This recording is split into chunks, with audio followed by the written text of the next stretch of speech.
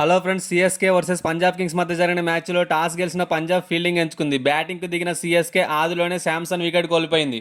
తర్వాత వచ్చిన ఆయుష్ మాత్రే ఏమాత్రం సమయం వృధా చేయకుండా బాదుడు స్టార్ట్ చేశాడు. ఏ ఒక్క బౌలర్ని వదలలేదు. చాహల్ని మాత్రం ఆచితూచి ఆడుతూ మిగిలిన ఫాస్ట్ బౌలర్ను ఉతికారేశాడు. ఇతనికి కెప్టెన్ రుతురాజ్ చక్కటి సహకారం అందించాడు.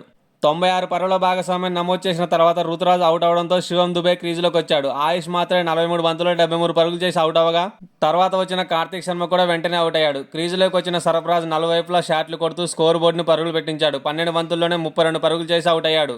సర్ఫరాజ్ అవుట్ అయిన తర్వాత శివం దుబే హిట్టింగ్ స్టార్ట్ చేసి స్కోర్ని 209 పరుగులకు చేర్చాడు. 210 పరుగుల లక్ష్యంతో బరిలో దిగిన పంజాబ్కి ఓపెనర్లు అద్భుతమైన ఆరంభాన్ని ఇచ్చారు. ముఖ్యంగా ప్రియాన్స్ ఆర్యా 3 ఫోర్లు 4 సిక్స్లతో 11 బంతుల్లోనే 39 పరుగులు చేసి అవుట్ అయ్యాడు. ప్రియాన్స్ ఆర్యా ఉన్నంతసేపు స్ట్రైక్ రొటేట్ చేసిన ప్రభు సిమ్రాన్ ప్రియాన్స్ అవుట్ కాగానే ఆ బాధ్యతను తన భుజాల మీద వేసుకొని స్కోర్ నెమ్మదించకుండా బౌండరీలు బాదాడు. ఇతనికి కూపర్ కాన్లే కూడా తోడవడంతో స్కోర్ బోర్డు పరుగులు పెట్టింది. వీరిద్దరూ వెంటనే అవుట్ కావడంతో శ్రేయస్ అయ్యర్ ఒక్కసారిగా రెచ్చిపోయి ఆడాడు. 18 బంతుల్లో 24 పరుగులు అవసరమైన సమయంలో శ్రేయస్ అయ్యర్, నెహాల్ వదేరా వరుస బంతుల్లో అవుట్ కాగా తర్వాత వచ్చిన స్టాయినెస్ మరియు శశాంక్ సింగ్ మిగిలిన లాంఛనాన్ని పూర్తి చేశారు. రేపు వీకెండ్ కావడంతో డబుల్ హెడర్ జరగబోతుంది. మధ్యాహ్నం ఢిల్లీ క్యాపిటల్స్ ముంబై ఇండియన్స్ ఢీకొట్టబోతుంది. సాయంత్రం గుజరాత్ టైటన్స్ రాజస్థాన్ రాయల్స్ని ఢీకొట్టబోతుంది.